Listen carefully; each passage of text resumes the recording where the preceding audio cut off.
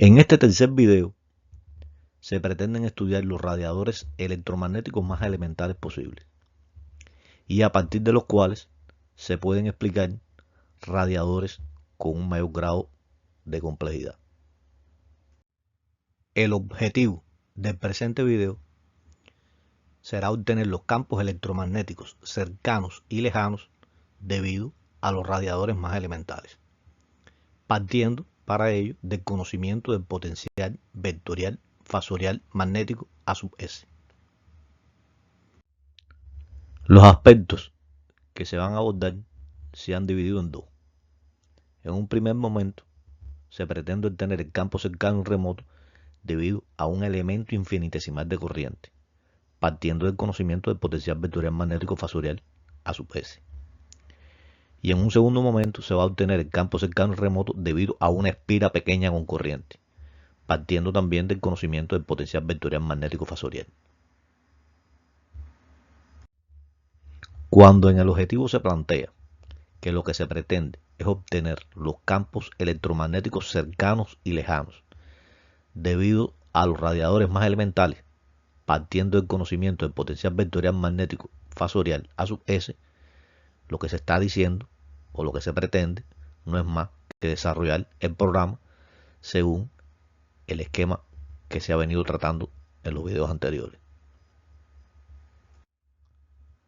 O sea, que lo que se pretende es, a partir del conocimiento de la fuente de los campos, en este caso la densidad de corriente eléctrica en forma fasorial, se pretende, mediante un proceso de integración, determinar el vector potencial vectorial magnético en forma fasorial, para posteriormente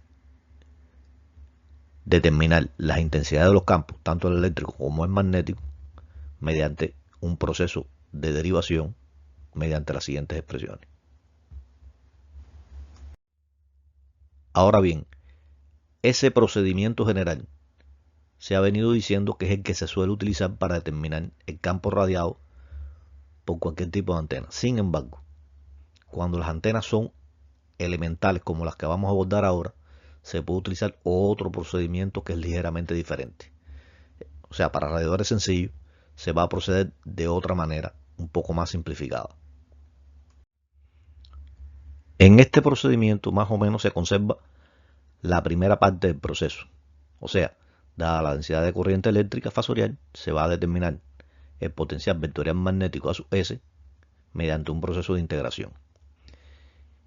Y a partir del conocimiento de ese potencial vectorial magnético fasorial por diferenciación, se pretende determinar la intensidad del campo magnético en forma fasorial. Sin embargo, a la hora de determinar el vector intensidad del campo eléctrico, se va a proceder de una manera diferente. Para ello vamos a utilizar la ley de Ampère-Maxwell en forma fasorial. Como casi siempre estos radiadores elementales se consideran inmersos en el vacío, se va a considerar que la densidad de corriente eléctrica de conducción es igual a cero. Y entonces la ley de Ampère-Maxwell se simplifica adquiriendo la siguiente forma. Si en esta nueva forma que adquiere la ley de Ampère-Maxwell en el vacío se despeja el vector intensidad del campo eléctrico en forma fasorial, se puede ver que es posible determinarlo hallando el rotacional del vector intensidad del campo magnético en forma fasorial que se calculó antes a partir de la forma fasorial del vector potencial vectorial magnético.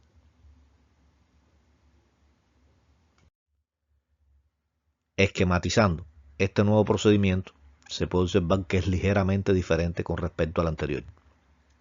O sea, la primera parte se conserva de forma idéntica, o sea, dado el conocimiento de la fuente de los campos, en este caso la densidad de corriente eléctrica en forma fasorial, se puede determinar el vector potencial vectorial magnético en forma fasorial mediante un proceso de integración. En este nuevo esquema, esa primera parte coincide plenamente con la primera parte del esquema que se ha venido tratando hasta ahora. En la segunda parte del esquema el vector intensidad del campo magnético se va a determinar también a partir del rotor del vector potencial vectorial magnético.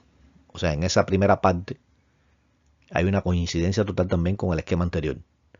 Por derivación, por un proceso de derivación se va a determinar el vector intensidad del campo magnético.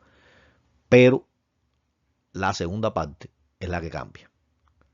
Para obtener el vector de intensidad del campo eléctrico no se va a utilizar el vector potencial vectorial magnético, sino que se va a utilizar la ecuación de Maxwell, la ley de Ampere-Maxwell, y se va a determinar el rotor del vector de intensidad del campo magnético.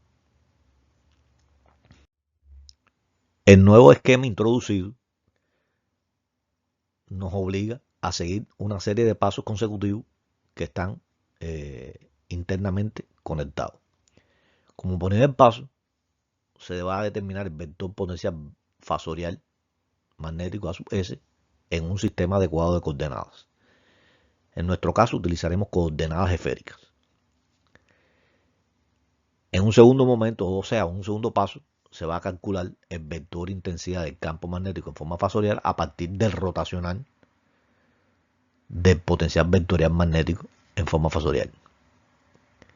Eso en coordenadas esféricas.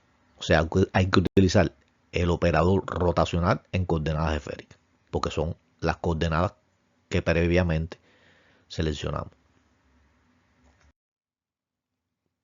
Como tercer paso, se va a calcular el vector intensidad del campo eléctrico en forma fasorial a partir del conocimiento del vector intensidad del campo magnético en forma fasorial calculado en el paso anterior, y para ello habrá que aplicar el rotor también, y el rotor expresado en coordenadas esféricas. Habiéndose obtenido ya tanto el vector intensidad del campo eléctrico como el vector intensidad del campo magnético en forma fasorial, en el paso 4 se procederá a expresar los resultados obtenidos, pero para campos alejados de la fuente. Como quinto paso, se calculará la densidad de potencia emitida por la antena partiendo del conocimiento del vector intensidad del campo eléctrico y del vector intensidad del campo magnético en forma fasorial para campos alejados de la fuente. Y como sexto paso, y teniendo en cuenta el paso anterior, se procederá a calcular la potencia emitida por la antena en cuestión. Esta serie de pasos, que en un primer momento se emplearán para analizar el elemento infinitesimal de corriente o dipolo eléctrico, también será utilizado cuando se vaya a analizar la antena de cuadro pequeña. Con esa consideración general, ya se puede proceder a estudiar la radiación de un elemento infinitesimal de corriente, también conocido como dipolo eléctrico hertziano. Un poquito más adelante se va a explicar por qué. Procediendo con el paso número 1, o sea, determinar el vector potencial fasorial A sub S en un sistema adecuado de coordenadas para un elemento infinitesimal de corriente, resulta que surge la necesidad de analizar de forma comparativa los resultados obtenidos en la conferencia número 2, o sea, en el video número 2, con la situación que se tiene ahora. En el video número 2 se había obtenido una expresión para determinar el vector potencial magnético en forma fasorial dada una distribución volumétrica de la densidad de corriente. El resultado había sido el siguiente. Ahora resulta necesario tener en cuenta que no se tiene una distribución volumétrica como tal de corriente, sino que la distribución de corriente es lineal. Y además de eso, es infinitesimal. O sea, se considera que ese elemento en el cual hay corriente es infinitesimal. Por lo tanto, resulta necesario determinar qué forma adquiere el vector potencial vectorial magnético en forma fasorial para este caso. Para ver la forma que en este caso adquiere el vector potencial vectorial magnético en forma fasorial, se analizará primero su expresión en coordenadas cartesianas. Teniendo en cuenta que el elemento infinitesimal de corriente está orientado en la dirección del eje Z. Si se hace un zoom, se puede observar que ese elemento infinitesimal de corriente tiene una longitud de L', un elemento de área de la sección transversal del conductor y una corriente que viaja por ella. Como se sabe, en los cursos de física se define la densidad de corriente eléctrica como la corriente que atraviesa la unidad de área de la sección transversal del conductor. De modo que si ahora se despeja de esa expresión la corriente en forma fasorial, resulta que va a ser igual a la densidad de corriente en forma fasorial por el elemento infinitesimal de área del conductor. Por otro lado, si se observa la expresión general del vector potencial vectorial magnético a sub S, se puede notar que la densidad de corriente multiplicada por el elemento de volumen puede ser expresado de la siguiente manera. O sea, el elemento de volumen no es más que el producto del área de la base del conductor, que es de sub S, por la longitud del conductor, que es de L. Y como J sub S por ds no es más que la intensidad de la corriente que hemos visto antes, se puede considerar que la densidad de corriente multiplicado por el elemento de volumen va a ser igual a la intensidad de la corriente por dl. Pero hasta ahora se ha estado hablando como si las magnitudes no fueran vectoriales. Hay que tener en cuenta que la densidad de corriente es una magnitud vectorial. Por lo tanto, se debe considerar que el elemento infinitesimal de corriente que está orientado en la dirección del eje Z es un vector. Y por lo tanto, se puede considerar que ese vector es dl por a sub z, porque ese elemento infinitesimal de corriente está orientado en la dirección del eje Z.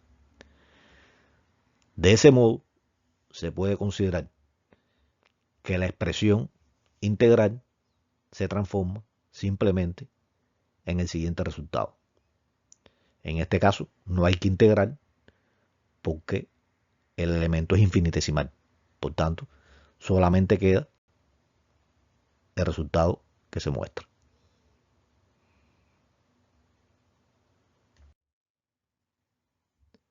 Ahora bien, conviene aclarar algo que ya se mencionó antes. ¿Por qué una corriente infinitesimal se considera que es un dipolo eléctrico? Se debe tener en cuenta que la corriente fasorial que circula por el elemento infinitesimal de corriente se verá acompañada por una acumulación de carga en los extremos del conductor.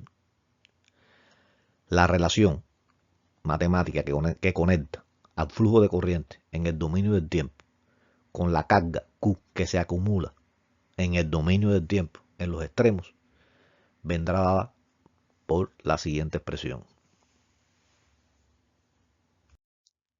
Si en la expresión anterior se considera que la carga no varía de cualquier forma, sino que varía de forma armónica en el tiempo, al derivarla con respecto al tiempo, se obtiene el siguiente resultado.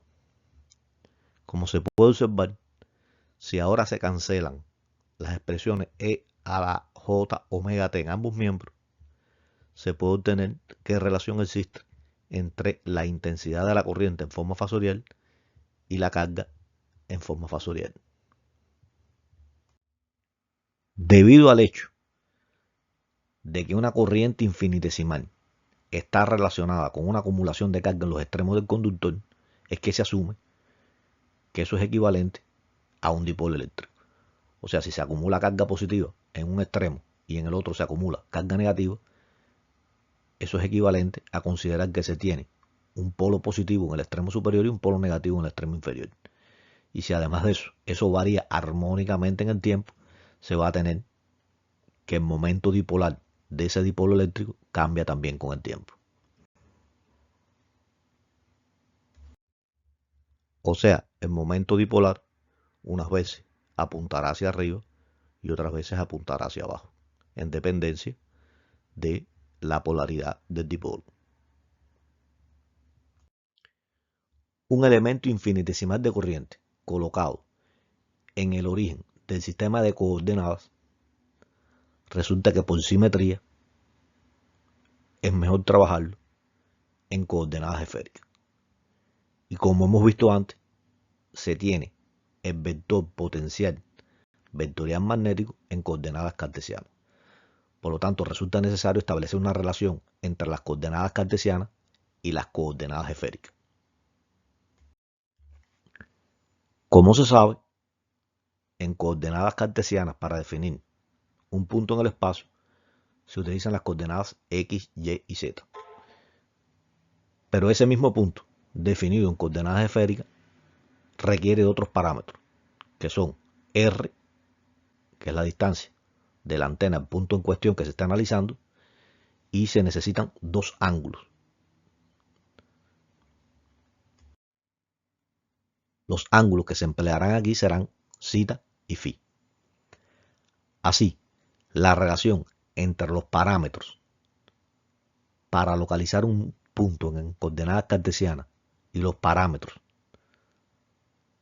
para localizar un punto en coordenadas esféricas están relacionados a partir de las siguientes expresiones.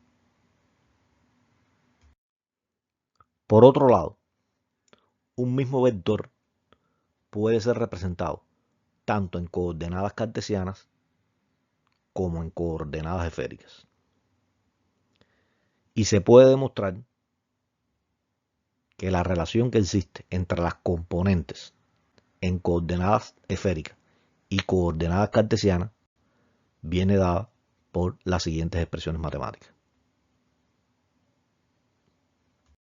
Ahora bien, la relación entre las componentes de un vector en coordenadas cartesianas y coordenadas esféricas que se vieron anteriormente son expresiones en las cuales se asumen que existen todas las componentes, tanto en coordenadas cartesianas como en coordenadas esféricas.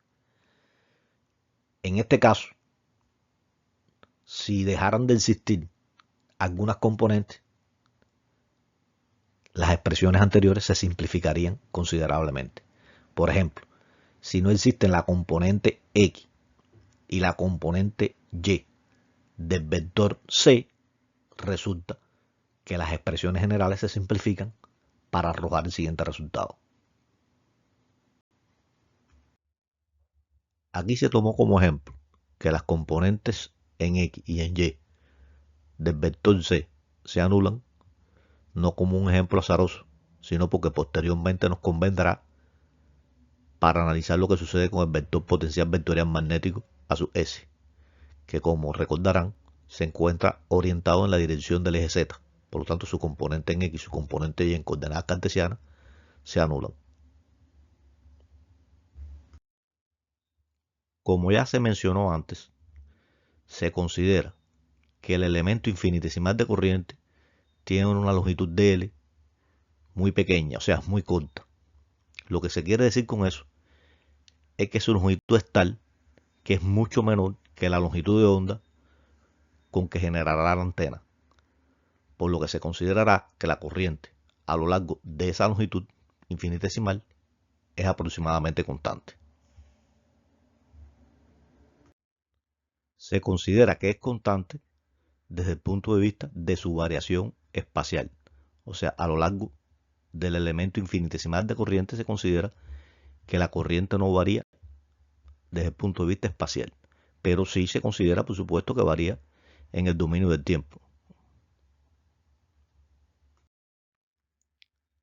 De modo que si ahora se reescribe la forma fasorial del vector potencial vectorial magnético A sub S,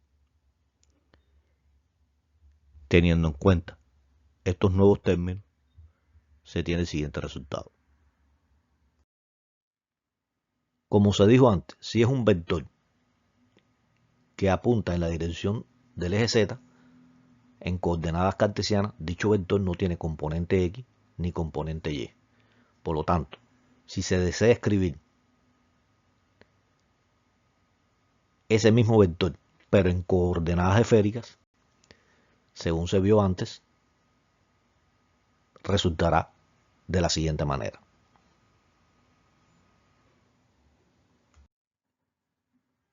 O sea, el vector potencial vectorial magnético en coordenadas cartesianas solamente tiene una componente, pero en coordenadas esféricas tiene dos componentes. Una componente en la dirección radial y una componente en la dirección de zeta. Teniendo ya el vector potencial vectorial magnético en forma fasorial en coordenadas esféricas, ya se puede proceder a realizar el paso número 2, que es calcular el vector intensidad del campo magnético en forma fasorial a partir de rotacional del vector A sub S en coordenadas esféricas. Ahora bien, para determinar el rotor del vector potencial vectorial magnético A sub S, hay que tener en cuenta que este rotor tiene que estar expresado también en coordenadas esféricas. En los cursos de análisis vectorial se demuestra que el rotor en coordenadas esféricas viene dado por la siguiente expresión. Y si ahora se sustituyen las componentes del vector potencial vectorial magnético en forma fasorial en coordenadas esféricas que se obtuvieron antes, después de algunos cálculos un poco tediosos, se puede observar que se llega al siguiente resultado. Nótese que en este cálculo el vector intensidad del campo magnético en forma fasorial solamente tiene componente en la dirección de phi. No tiene componente radial ni tiene componente en la dirección de zeta.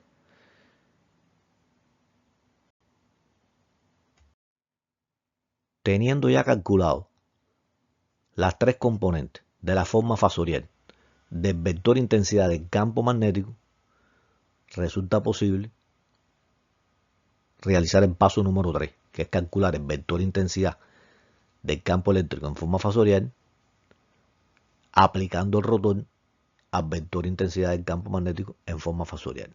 Rotor que también tiene que ser utilizado según las expresiones en coordenadas esféricas. Al aplicar el rotor a las componentes anteriores que se obtuvieron del vector intensidad del campo magnético en forma fasorial, después de unos cálculos tediosos, resulta que se obtienen las componentes del vector intensidad del campo eléctrico en forma fasorial en coordenadas esféricas. Nótese que este vector intensidad del campo eléctrico en forma fasorial en coordenadas esféricas tiene dos componentes, una componente en la dirección radial y una componente en la dirección de zeta. Solamente una de las componentes se anula. O sea, que acabamos de obtener un vector intensidad del campo eléctrico que tiene componentes en la dirección en que se propaga la onda, que es la dirección R. A la raíz cuadrada de la permeabilidad magnética del medio, por donde viaja la onda, entre la permitividad dialéctrica del medio, se le conoce como impedancia intrínseca del medio. Es algo que se estudia en los cursos de electromagnetismo avanzado. Si se intenta hacer una representación gráfica del vector intensidad del campo eléctrico en función de la distancia R, o sea, de la distancia que hay del dipolo eléctrico al punto en cuestión en que se quiera determinar el valor de la intensidad del campo, se puede observar que de las tres componentes del vector intensidad del campo eléctrico, solamente tenemos dos. Una componente en la dirección radial y una componente en la dirección de zeta. La componente en la dirección de phi es 0. Y las dos componentes existentes, como son inversamente proporcional al cuadrado, al cubo o lineal de R, van a reducir su valor a medida que nos alejamos del dipolo. Por ello, la representación gráfica realizada con un software profesional arrojaría la siguiente figura. Como se puede observar en ella, la componente radial va disminuyendo a medida que nos alejamos del dipolo que se encuentra en el origen. Y también la componente zeta va disminuyendo.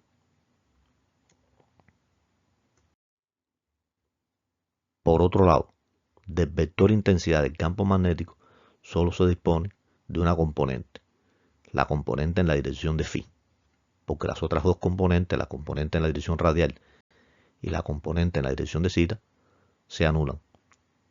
De este modo, al representarlo en la figura, quedaría entrando perpendicularmente al plano de la pantalla y no se representa. Ya se han obtenido todas las componentes en coordenadas esféricas del vector intensidad del campo eléctrico en forma fasorial y del vector intensidad del campo magnético en forma fasorial.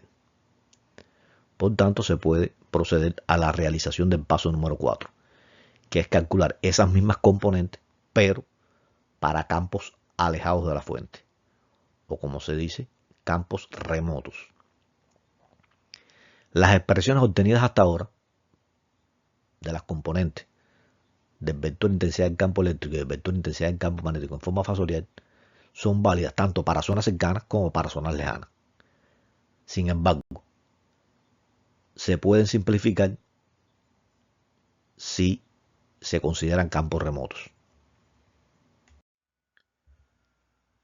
Si nos alejamos del dipolo lo suficiente como para que los términos 1 sobre r al cuadrado y 1 sobre r al cubo tiendan a 0, pero aún sean significativos los términos 1 sobre r, resultará que las expresiones que hemos obtenido de las componentes del vector intensidad del campo eléctrico y del vector intensidad del campo magnético en forma fasorial en coordenadas esféricas se simplifican de la siguiente manera. Como se puede observar, solamente hay una componente del vector intensidad del campo magnético y una sola componente del vector intensidad del campo eléctrico, porque las demás resultan ser 0. Por supuesto, estas expresiones solo son válidas para campos remotos y las anteriores son válidas tanto para campos remotos como para campos cercanos. Resulta posible realizar una representación gráfica de los vectores intensidad del campo eléctrico e intensidad del campo magnético para zonas alejadas del dipolo eléctrico, partiendo para ello del conocimiento de sus expresiones en forma fasorial. Para pasar de las expresiones de los campos en forma fasorial a sus expresiones en el dominio del tiempo, solo hay que multiplicar a las expresiones fasoriales por e a la j omega t y de ese producto tomar la parte real, de la misma manera que se explicó en el video número 1. La representación gráfica de la orientación de los campos en el espacio tridimensional queda esencialmente del siguiente modo. Primero se puede observar que la componente eléctrica vectorial del campo electromagnético resulta que está en los meridianos, o sea, en el sentido de crecimiento de θ. Y la componente magnética se encuentra en los paralelos, o sea, en el sentido de crecimiento de phi. Eso es lo primero que se puede observar. Pero se debe notar también que los vectores campo eléctrico y campo magnético para el campo remoto no presentan componentes en la dirección de radiación de la onda electromagnética, o sea, en la dirección de R. Por lo tanto, son perpendiculares entre sí y perpendiculares a la dirección de propagación de la onda. Como se dijo antes, el paso número 5 consistirá en calcular la densidad de potencia emitida por la antena partiendo del conocimiento del vector intensidad del campo eléctrico en forma fasorial y del vector intensidad del campo magnético en forma fasorial para campos remotos, o sea, para campos alejados de la fuente. En los cursos de electromagnetismo avanzado se demuestra que la densidad de potencia promedio se puede determinar como el producto de un medio por la parte real del producto vectorial del vector intensidad del campo eléctrico en forma fasorial y del complejo conjugado del vector intensidad del campo magnético, o sea, según la siguiente expresión. Nótese que como se realiza el producto vectorial de dos vectores, el resultado, que es la densidad de potencia promedio, también resultará un vector. Como en los cursos de electromagnetismo avanzado, se define también que la impedancia intrínseca del medio no es más que la relación entre el vector intensidad del campo eléctrico y el vector intensidad del campo magnético, se puede sustituir el vector intensidad del campo eléctrico en forma fasorial aquí de la siguiente manera. Nótese cómo ahora hay que trabajar solamente con la componente phi de la forma fasorial del vector intensidad del campo magnético. Eso por un lado. Por otro lado, hay que resolver el producto vectorial de A sub zeta por A sub phi, que no es difícil darse cuenta que resulta ser A sub R.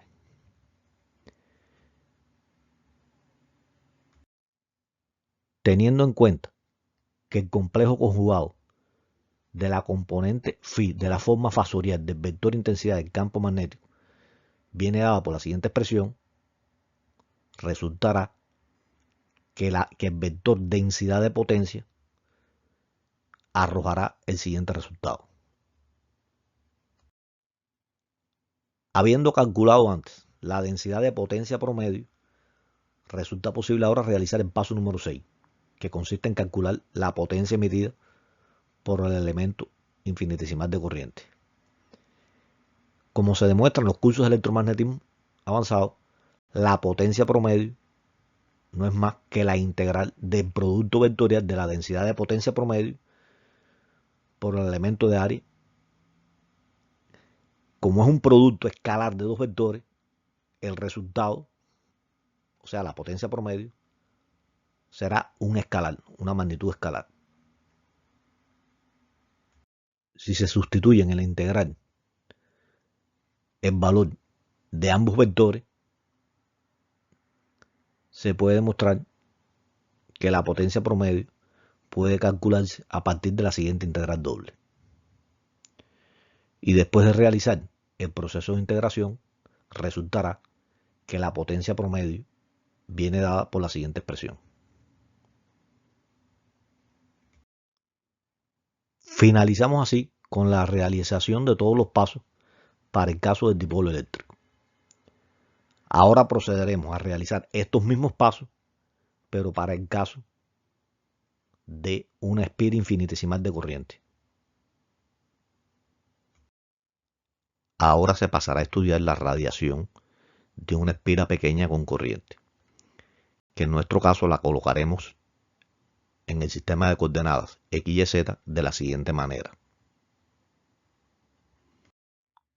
Con respecto a esta espira, se considerará que es pequeña, con lo cual lo que se está queriendo decir es que su radio, o sea, la distancia que hay del origen del sistema de coordenadas a cualquier punto de la espira, en este caso ρ sub 0, es mucho menor que la longitud de onda que se empleará para operar. Esta longitud de onda, por supuesto, está asociada con la frecuencia con que la corriente varía. Este tipo de elemento radiante suele utilizarse comúnmente en la práctica como localizador direccional para determinar la dirección en que se emite radiación por una fuente dada, pero también puede utilizarse en la práctica como antena de televisión para frecuencias ultra altas. Recordando que el paso 1 consiste en determinar el vector potencial fasorial A sub S en un sistema adecuado de coordenadas,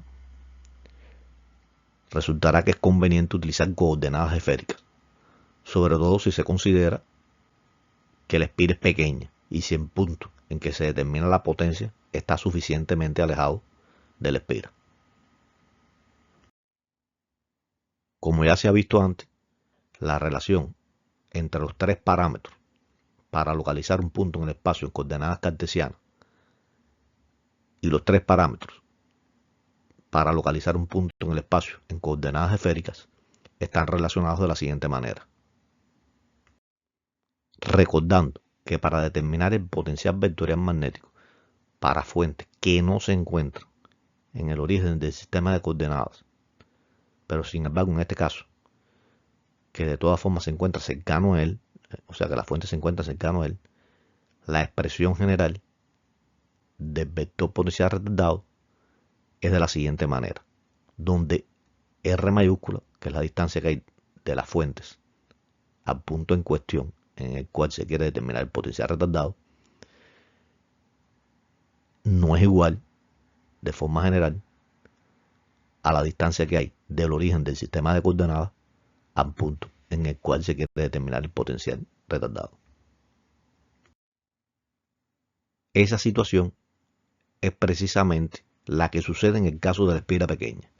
Como se puede observar, los elementos infinitesimales de corriente, o sea, del alambre, se encuentran a una distancia del punto en que se quiera determinar el potencial retardado, a una distancia R mayúscula, y no a una distancia R minúscula que va del origen del sistema de coordenadas cartesiano al punto en cuestión. También se puede observar que las fuentes no se encuentran en un volumen, o sea, no hay una distribución volumétrica de corriente, sino que es una distribución lineal de corriente. Por eso la integral volumétrica, que de forma general se había analizado en la conferencia número 2, ahora se transforma en una integral de línea. En una integral de línea cerrada porque la espira es circular. El proceso para pasar de una densidad de corriente volumétrica a una intensidad de corriente lineal retardada es muy similar al que se vio anteriormente para el caso del elemento infinitesimal de corriente. Si se intenta determinar el vector potencial vectorial magnético en forma fasorial, hay que recordar que su forma, dependiente del tiempo, es de la siguiente manera, donde la corriente entre corchetes significa que es una corriente retardada, que depende tanto de la distancia R, del origen al punto en que se quiera analizar la intensidad del campo, como del tiempo. Pero esa dependencia se considera que es armónica, o sea, sucede a través del coseno de una función trigonométrica. Y cuando eso sucede hay que recordar que siempre es posible separar la parte que depende de las coordenadas de la parte que depende del tiempo de la siguiente manera. Por ello, la forma fasorial del vector potencial vectorial magnético queda de la siguiente manera. El cálculo detallado de esta integral requiere de un largo procedimiento matemático que puede ser seguido en detalles en la bibliografía. Por ejemplo, se puede estudiar en el libro de Balanis de antena en el epígrafe 5.2. Como no es el objetivo en este caso ilustrar esos detalles matemáticos, los obviaremos y veremos el resultado de una forma más rápida. Aquí también hay que proceder de la misma manera a como se hizo en el caso del dipolo hertziano.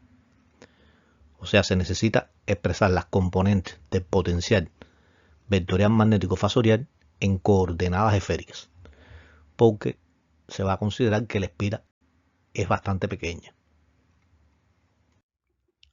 O sea, que lo que hay que determinar son las componentes en coordenadas esféricas del vector potencial vectorial magnético en forma fasorial. Como ya se dijo antes, no queremos perdernos en detalles matemáticos. Solo se quiere ilustrar cuál es el procedimiento general seguido para abordar este tipo de antena elemental. En este sentido, en la literatura se demuestra que al solucionar la integral para determinar el vector potencial vectorial magnético a su S, solo quedará en coordenadas esféricas la componente phi. O sea, que del vector potencial vectorial magnético fasorial en coordenadas esféricas, la componente radial es nula. La componente zeta también es nula. Solamente se tiene la componente phi, que tiene la siguiente forma. En esa expresión obtenida, la letra S mayúscula que aparece no es más que el área de la espira. Espira que tiene un radio ρ sub 0. Por tanto, el área de un círculo sabemos que es pi por r al cuadrado. Por tanto, sería pi por ρ sub 0 al cuadrado. Ahora se pasará al paso número 2 del procedimiento general. En este caso será calcular la forma fasorial del vector intensidad del campo magnético a partir del rotacional del vector potencial vectorial magnético fasorial que hemos obtenido para coordenadas esféricas. Ya se ha visto antes que el rotor en coordenadas esféricas se expresa de la siguiente manera. Por tanto, al hacer los cálculos matemáticos, no será difícil obtener las siguientes componentes para el vector intensidad del campo magnético en forma fasorial. Nótese que en este resultado hay componentes del campo magnético en la dirección de propagación de la onda. O sea, se supone que la onda se propague en dirección radial y se tiene como resultado que el vector intensidad del campo magnético en la dirección radial tiene una componente. Es algo que se sale un poco de lo que se ve en los cursos de electromagnetismo menos avanzados.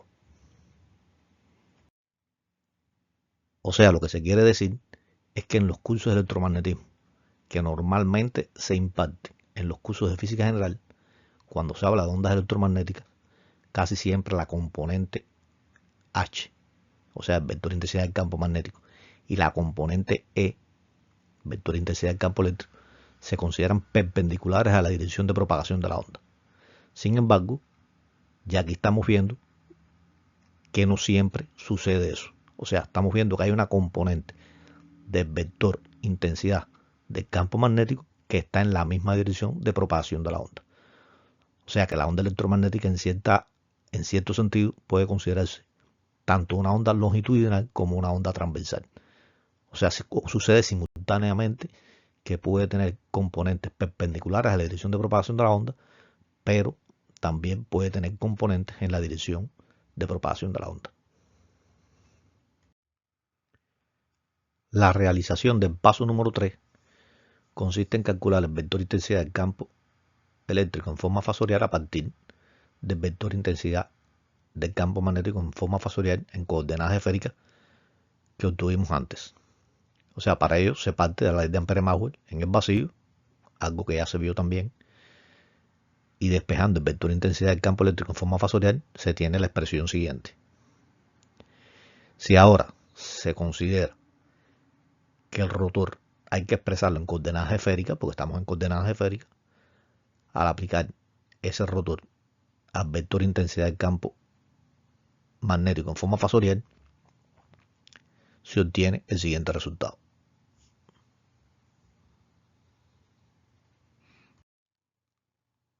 Con este resultado se puede apreciar que el vector intensidad del campo eléctrico en forma fasorial en coordenadas esféricas solamente posee una componente, o sea, la componente en la dirección de phi.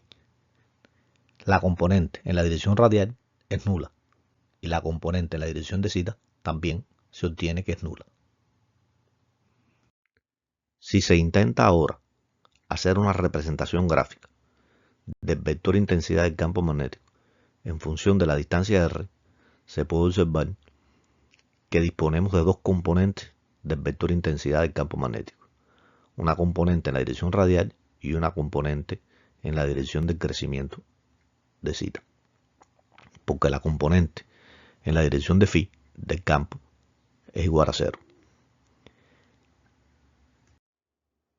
Antes de mostrar la representación gráfica, resulta conveniente remarcar que si cuando considerábamos un elemento infinitesimal de corriente, decíamos que el mismo era equivalente a un dipolo eléctrico cuyo momento dipolar eléctrico era variable en el tiempo, ahora al considerar la espira pequeña, la misma se considera como un dipolo magnético cuyo momento dipolar magnético es variable en el tiempo.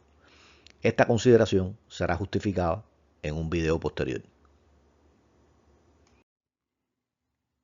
En este caso, la representación gráfica queda del siguiente modo. Como se puede observar en la figura, el dipolo magnético se encuentra en el origen y el vector intensidad del campo magnético en dirección radial va disminuyendo a medida que nos alejamos del dipolo. También disminuye la componente zeta. La suma de ambas componentes arroja el vector intensidad del campo magnético total, que en este caso en la figura se está representando en el dominio del tiempo. Por otro lado, del vector intensidad del campo eléctrico solo se dispone de una componente, que es la componente phi. Las demás componentes se anulan. Como solo se dispone de la componente phi, no se representa en la figura, porque en este caso quedaría entrando o saliendo de la pantalla. Siguiendo con el paso número 4, se expresarán los vectores intensidad del campo eléctrico e intensidad del campo magnético para campos alejados de la fuente, o sea, alejados del dipolo magnético o lo que es lo mismo, de la espira pequeña con corriente. Si se observan detalladamente las componentes de los campos obtenidas anteriormente para el caso de la espira, se puede notar que solo quedarán las componentes que contienen el factor 1 sobre r. Las demás, que tienen el factor 1 sobre r al cuadrado o 1 sobre r al cubo, se anulan demasiado rápido. Por tanto, nos quedará la siguiente expresión para el campo eléctrico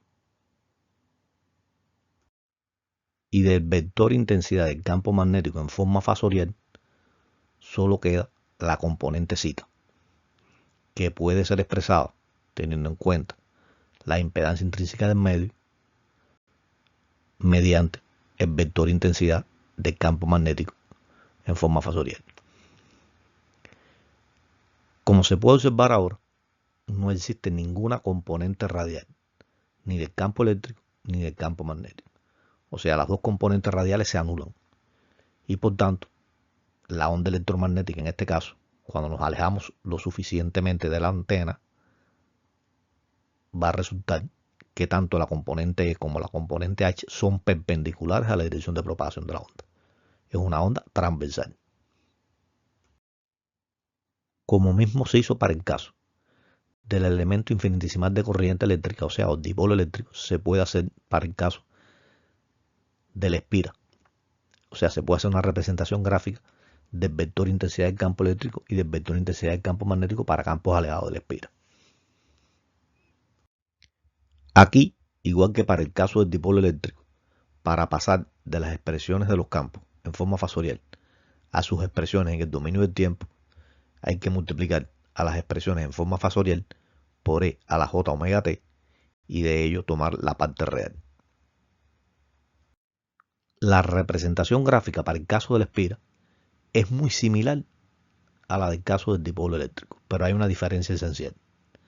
Se puede observar que ahora el vector intensidad del campo magnético es el que se encuentra en los meridianos y el vector intensidad del campo eléctrico se encuentra en los paralelos, que es lo contrario a lo que se observó para el caso del dipolo eléctrico. O sea, para el caso del dipolo eléctrico o dipolo hertziano, resultaba que el vector intensidad del campo eléctrico se encontraba en los meridianos y el vector intensidad del campo magnético se encontraba en los paralelos.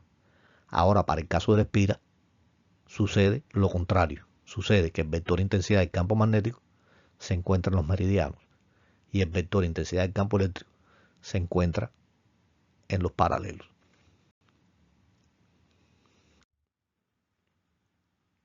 Y como lo que se está haciendo es la representación de estos vectores para el caso del campo remoto, es evidente que estos vectores no tienen componente en la dirección de propagación de la onda. O sea, nuevamente decimos que es una onda electromagnética transversal cuando nos alejamos lo suficiente de la espira. El paso número 5 consiste en el cálculo de la densidad de potencia emitida por la espira partiendo del conocimiento de los vectores de intensidad del campo eléctrico e intensidad del campo magnético en forma fasorial para los campos remotos. Eso se realiza a partir de la expresión conocida del vector de Poynting promedio, que se va a dejar de estudio individual, porque es un procedimiento totalmente análogo como se hizo para el caso del dipolo hertziano. También queda de estudio independiente realizar el paso número 6. O sea, después de haber calculado la densidad de potencia promedio en el paso anterior, lo que se requiere ahora es calcular la potencia emitida por el elemento de corriente, que se puede realizar a partir de la siguiente expresión.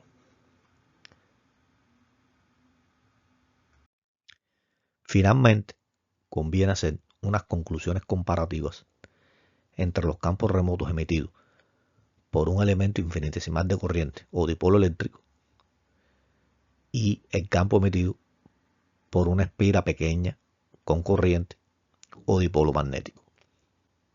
Las conclusiones comparativas son de interés por lo que se verá en próximos videos.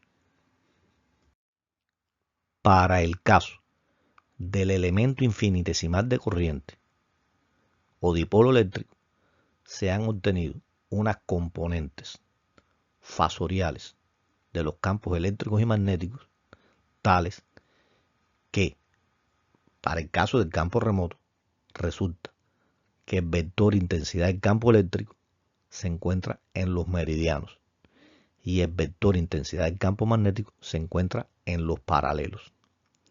Ambos vectores son perpendiculares entre sí y perpendiculares a la dirección de propagación de la onda, que en este caso es radial. Por otro lado, para el caso de la espira pequeña o dipolo magnético, se han obtenido unas componentes fasoriales de los campos que también son perpendiculares entre sí y perpendiculares a la dirección de propagación de la onda. Pero ahora es el vector intensidad del campo magnético el que se encuentra en los meridianos y el vector intensidad del campo eléctrico es el que se encuentra en los paralelos. Esa es la diferencia. Como se pondrá de manifiesto en videos que se verán posteriormente y también se puede observar en la literatura, estos dos radiadores elementales son esenciales para comprender los patrones de radiación de antenas más complicadas. O sea, estos vienen siendo como los fundamentos a partir de los cuales se pueden explicar estructuras o antenas que son más complicadas desde el punto de vista de su estructura física. Así, por ejemplo, sobre la base de estas dos antenas se pueden estudiar antenas más complicadas como por ejemplo puede ser el radiador cardioide o elemento de Huygens y también se puede estudiar el radiador de mariposa, que son las antenas que vamos a ver en los próximos videos.